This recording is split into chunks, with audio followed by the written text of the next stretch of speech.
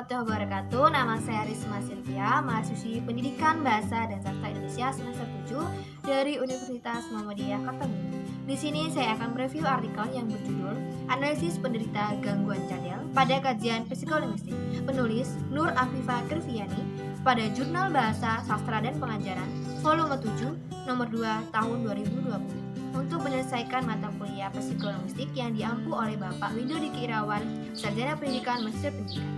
Baiklah, untuk yang pendahuluan pertama, setiap manusia pada dasarnya memperoleh bahasa pertamanya, ialah bahasa yang ia dapat sejak lahir dari ibunya. Bahasa ibu adalah bahasa pertama yang ia pelajari secara alamiah. Secara alami, ketika seseorang mendapat bahasa pertama itu didapat dari verbal kontak langsung.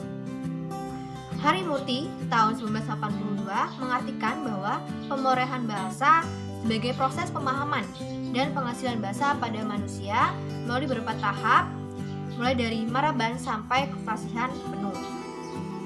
Kemudian, selain itu, Matondang tahun 2019 juga menjelaskan bahwa pemorehan bahasa atau language acquisition adalah suatu proses yang digunakan oleh anak-anak untuk menyesuaikan serangkaian hipotesis yang bertambah rumit ataupun teori-teori yang masih terpendam atau tersembunyi yang mungkin terjadi sekali dengan ucapan-ucapan orang tuanya sampai dia memilih berdasarkan suatu ukuran atau takaran penilaian tata bahasa yang paling baik serta yang paling sederhana dari bahasa tersebut. Pemorehan bahasa pada anak usia balita, alat berbicara tersebut belum dibentuk sempurna yang menghasilkan bunyi bahasa yang tidak sempurna, sehingga adanya gangguan fonetis. Fonetis sendiri merupakan hal wajar bagi anak usia-usia yang dimana pengetahuan alami ucapnya belum sempurna. Pengucapan fonem yang kurang sempurna tidak dapat ditolerir jika terjadi di usia dewasa. Gangguan pemecahan fonem dorsovelar pada orang dewasa disebut cadel. Gangguan tersebut mengakibatkan menurunnya rasa percaya diri pada penderita. Gangguan fonetis pada penderita gangguan cadel tidak hanya sebatas fonem R saja, tetapi juga dapat dimungkinkan fonem-fonem lain, semisal fonem F menjadi P dan lain sebagainya. Kemudian penyebab terjadinya gangguan bahasa ini ada dua faktor, yaitu yang pertama, faktor fisiologis atau anatomi organ tubuh yang dimana disebabkan anilopusia atau lidah pendek. Kemudian faktor yang kedua yaitu neurologis atau gangguan saraf otak. Pada hal ini takut adanya kekhawatiran faktor cadel tersebut dengan kesehatan, akan tetapi tidak adanya pengaruh terhadap kesehatan mereka dan keadaan tubuh mereka. Kemudian kajian literatur yang pertama yaitu gangguan bahasa. Jadi sejak kecil setiap orang pasti sudah dibekali dengan kemampuan untuk berbahasa. Bahasa adalah suatu proses yang mengeluarkan pikiran atau opini manusia, yaitu berada dalam otak atau melalui lisan, dalam bentuk kata atau dalam bentuk kalimat. Kemudian ketidakmampuan berbahasa pada seseorang terdiri dari beberapa faktor. Yang pertama adalah bahasa pada kondisi khusus. Yang kedua, gangguan berbahasa secara biologis. Kemudian yang ketiga, gangguan berbahasa secara kognitif. Yang keempat, gangguan berbahasa secara psikogenik. Yang kelima, gangguan berbahasa secara linguistik. Baiklah, kemudian yang kedua yaitu cadel. Jadi cadel merupakan gangguan berbahasa yang tidak mampu mengucapkan fonem yang berhubungan dengan alveolar secara jelas. Keadaan yang seperti ini pengucapannya akan menjadi tidak sempurna. Kemudian penyebab gangguan cadel. Jadi gangguan bicara cadel dapat disebabkan oleh rusaknya sistem syaraf. Syaraf yang menghasilkan bahasa pada otak penderita gangguan cadel mengalami gangguan kerusakan sehingga penderita tidak dapat melafalkan bunyi bahasa secara sempurna.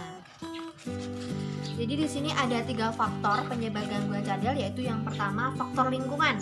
Jadi faktor ini bisa disebabkan karena semasa anak mempelajari bahasa pertamanya dibiasakan untuk mengucapkan dengan cadel, tidak diajarkan dengan bicara yang baik dan benar.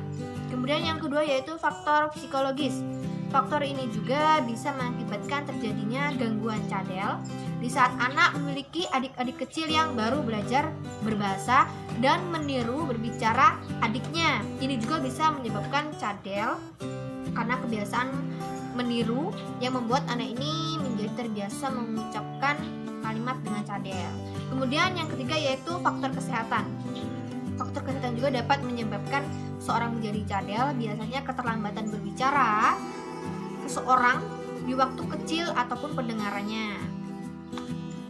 Kemudian yang ketiga adalah metode penelitian. Pada metode penelitian ini adalah jenis penelitian yang digunakan adalah kualitatif dan deskriptif. Jadi penelitian kualitatif adalah penelitian yang bertujuan untuk memahami fenomena-fenomena yang dialami oleh subjek penelitian secara holistik dan dengan cara deskriptif dalam bentuk kata-kata dan bahasa pada satu konteks hubungan khusus yang dialami dengan memanfaatkan berbagai metode alamnya.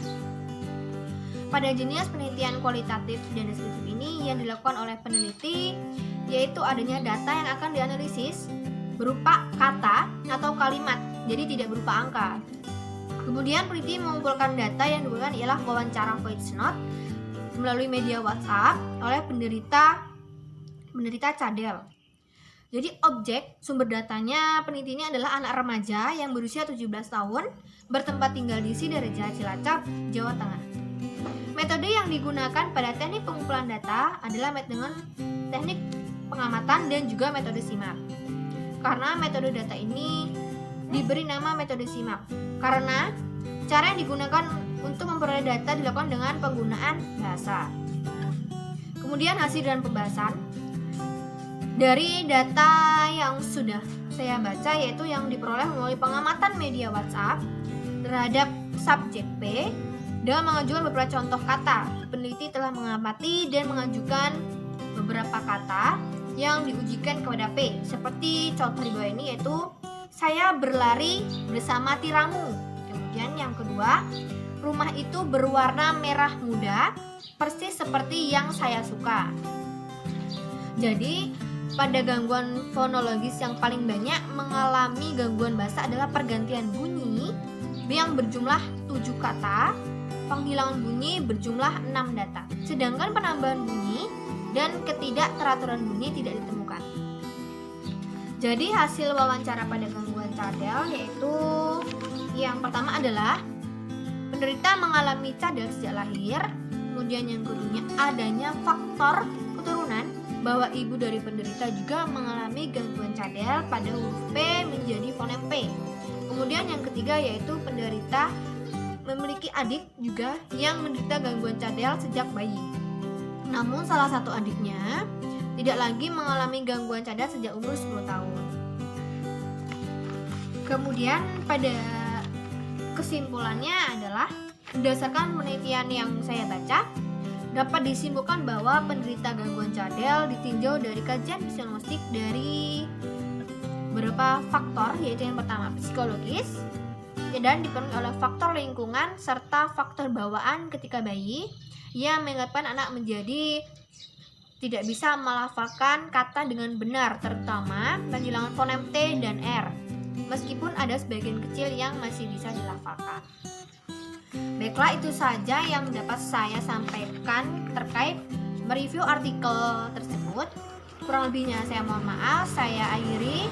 Wassalamualaikum warahmatullahi wabarakatuh.